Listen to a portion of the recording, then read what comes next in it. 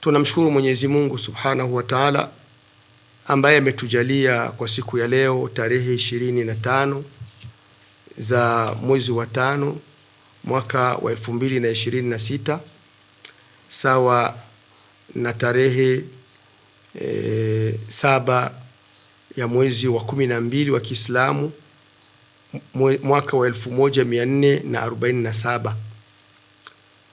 Kupata fursa hii ya kumshukuru Allah Subhanahu wa Ta'ala ili tuweze kuwatangazia ndugu Waislamu utaratibu na nafasi ambazo zitatekelezwa swala ya Eid al-Adha katika mwaka huu wa 1447 wa Kiislamu katika nchi ya Burundi.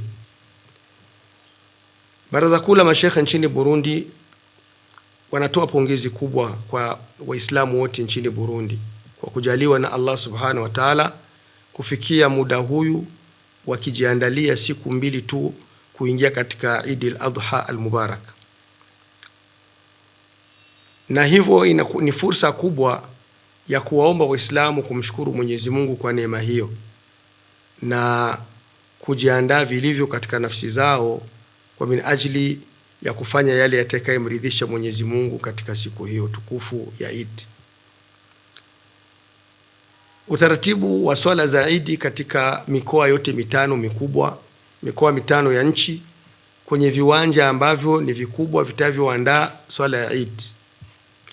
Kiwanja cha kwanza ni katika mkoa wa Bujumbura ambacho kitakuwa ni kwenye barabara ya Boulevard de l'Independance na ambacho ndio kitakuwa kiwanja kinawakilisha swala ya Eid kwa mustawa wa nchi.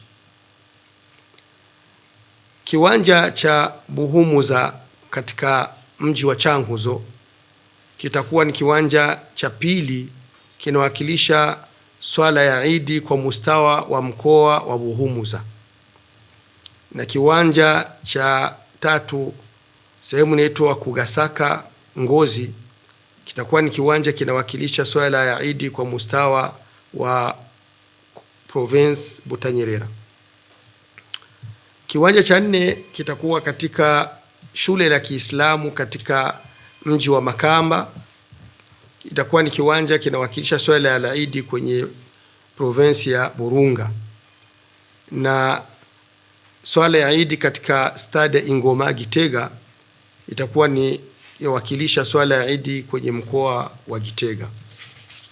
Ama kwa mustawa wa mji wa Bujumbura au jiji la Bujumbura kwenye komine 3 ambayo ni komine ya Ndahangwa na Mukaza na Mugere.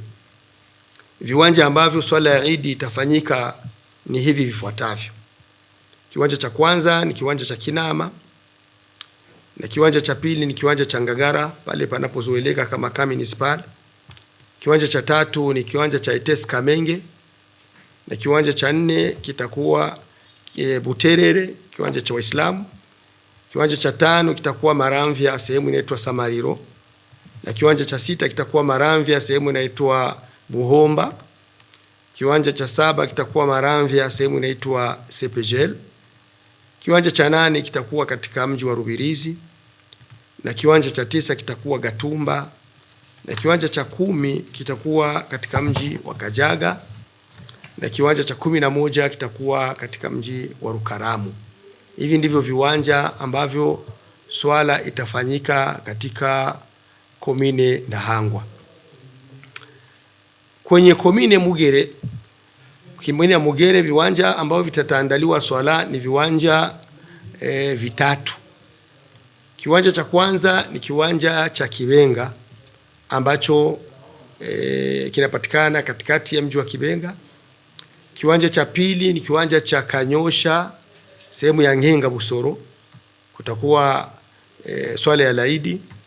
Na kuna kiwanja cha 3 kitakuwa Ruziba ambapo Waislamu watatekelezea swala, na kiwanja cha kawaida ambacho kinatekelezewa swala ya Eid kwa Waislamu kuwa katika gereza kula Mbimba.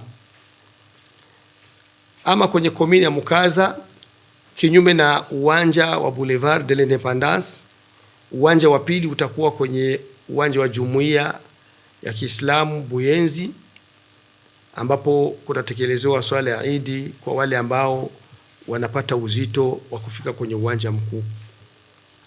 Hivi ndivyo viwanja ambavyo vimeandaliwa swala ya Eid katika mji wa Bujumbura.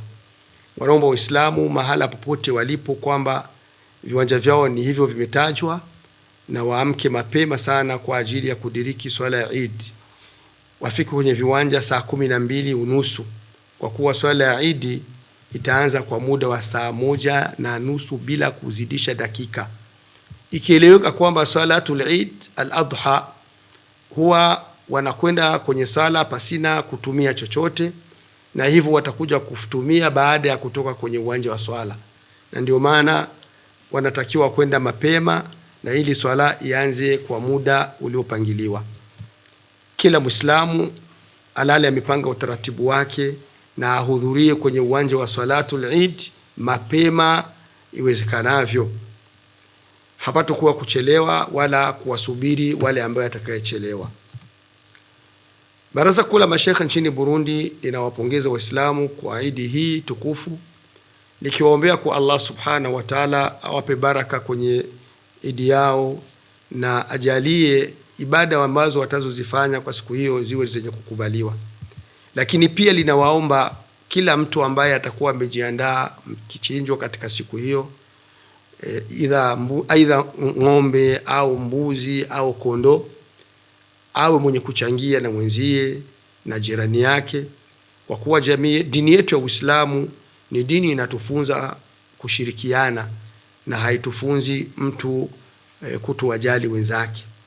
Ni kwa mujibu huyo dini yetu ya Uislamu imehimiza kuwatazama watu wasiojiweza, mafakiri na wale wenye maisha madogo na wale mayatima wasiokuwa na hali katika siku ya Eid, ili wasaidiwe nao wapate kufurahi kama watu wengine. Tunaomba Waislamu katika siku hii ya Eid iwe kwao ni siku ya kupata mafunzo na ya kumbukumbu, huku akikumbuka kisa cha Nabii Ibrahim alayhi salam alipoombwa na Allah subhanahu wa ta'ala kumchinja mwanae Ismail, akawa mwenye kutekeleza jambo hilo. Mwenyezi Mungu subhanahu wa ta'ala alipoona ukweli wa imani yake akabadilisha, akamleta kondoo ndiye achinjwe mahala pa Ismail, na hiyo ikawa ni sunna kwetu sisi Waislamu hadi siku ya Kiyama.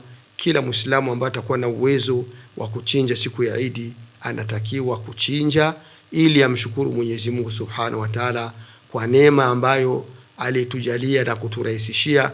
Badala ya kuwa ingelikuwa mtu anamchinja mwanae, leo anaombwa kumchinja mnyama. Kwa kumalizia, ndugu zangu Waislamu, hakuna kitu kikubwa katika maisha kama amani na usalama katika kuishi kwetu.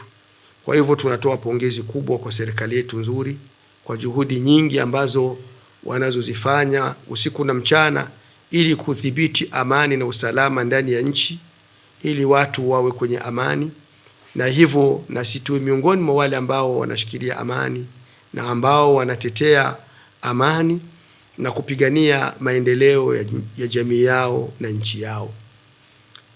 Mwenyezi Mungu subhanahu wa ta'ala adumishe Uislamu katika nchi yetu na adumishe kumwamini Mwenyezi Mungu kwa mustawa wa jamii yetu. Mwenyezi Mungu adumishe nchi yetu daima. Wassalamu alaikum wa rahmatullahi wa barakatuh.